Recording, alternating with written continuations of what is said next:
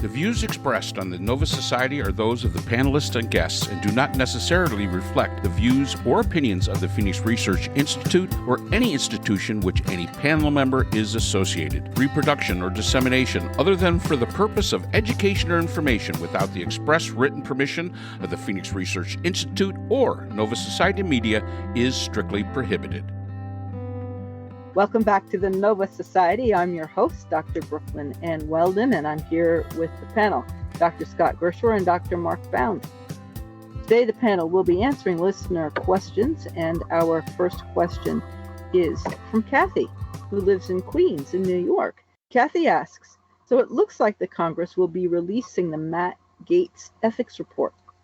Will this have any impact on the country's attitude toward Trumpers? Oh, that's an easy one. Nope. They've drank the Kool-Aid. You could put out all the facts you want. Facts don't matter. And this won't have any. They're going to be, because they're going to see it as, the Democrats. Although I have to say, obviously there were some Republicans on board for doing this because it is the Republican Congress. So that committee, there was a majority of Republicans, and obviously there were a few Republicans that thought this was an important thing to bring out. I guess the first thing we're going to have to find out is exactly what it says. But will it have anything to do with people that follow Trump? No. I can't see what could possibly happen that would change their minds, unless the economy goes completely under and they're directly impacted. But then again, they're going to blame everybody but themselves. And hey, we live in a fantasy world, and I think that's about it for that one. Scott, what do you think? I just have nothing to add. I'm sorry. I don't know why they reversed themselves on this, but and as Mark points out, this is the Republicans doing this, so I'm not really sure what they're hoping to get out of it. We don't know what it says, so maybe it says nothing, and they're releasing it because it says nothing. I honestly, I have no idea. I guess this is a sort of a breaking story that we'll have to wait and see once they release it, what it's all about. Yeah, the tail of the tape will be what the thing says. I mean, that's really, we really, unfortunately, we cannot come up with an intelligent thought on this because we don't know what it says. I think we can agree on what you just said. What the question was, is this going to have any effect on how people see Trump and the MAGA movement? I mean, Trump didn't know about this. Like his vetting process is so bad that he didn't see this coming. I mean, would that reflect badly on you? I would imagine it would. But I don't think anybody's holding them responsible for this. They haven't held them responsible for anything. Yeah, and their attention span, it lasts probably about I don't know, a couple hours.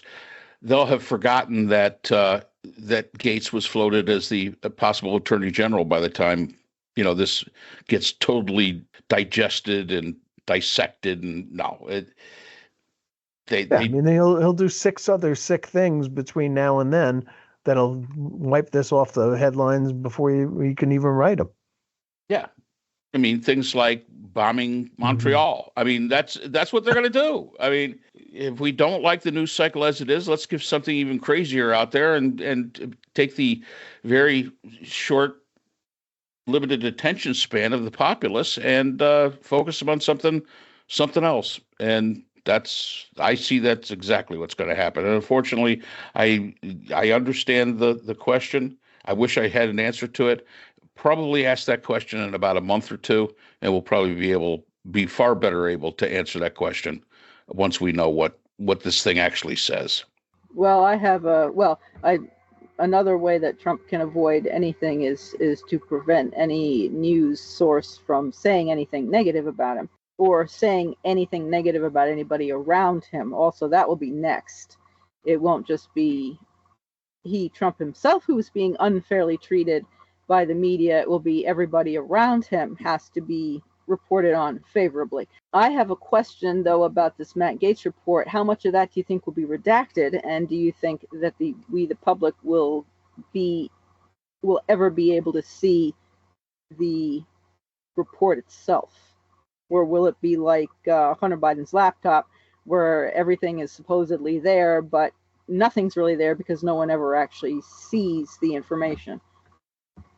Well, and I think that's an important point, because the point is this is from the House of Representatives, the people's house. There really should be nothing that the House of Representatives keeps from the populace. Now, and we've said this before, we always use that constant go-to, national security. Well, Matt Gaetz's sexual exploits have nothing to do with national security. Stop. It'll probably be heavily redacted, but it shouldn't be. You're the people's house. You are the representatives of the people. The people deserve to know, plain and simple. And I think we've taken this this attitude that, well, we just have to say national security, and everybody goes, oh, okay, yeah, okay, that makes sense to me. But we're talking about a conduct of a United States congressman. Is, I'm assuming, what this report is going to highlight. And obviously there was something important enough in that for the Republicans to say, hey, this needs to be put out there.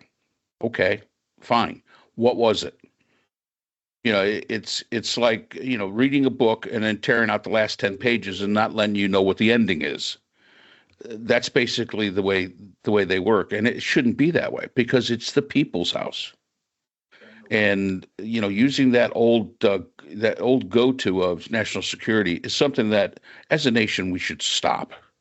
We really should stop always going back to that excuse for why we keep things from the people. And I think that has a lot to do with why the people have such little faith in the government. That could very well be a lot of the reason why the government is so distrusted, because we do this, and we do it all the time. Scott, did you have anything to add? Nope. Okay. Well, we do hope that we've answered your question, Kathy, and we should probably try to revisit that in a couple of months. We'll see if that report is ever shared anywhere. We'll see if anybody ever knows what it says. So thank you, all our listeners, and we will see you again on the Nova Society. We'd like to thank our sponsor for this episode, BH Conflict Resolution Services, a full-service dispute resolution firm offering expert, cost-effective mediation services to couples, groups, and businesses. BHCRS can be reached at www.bhcrs.com.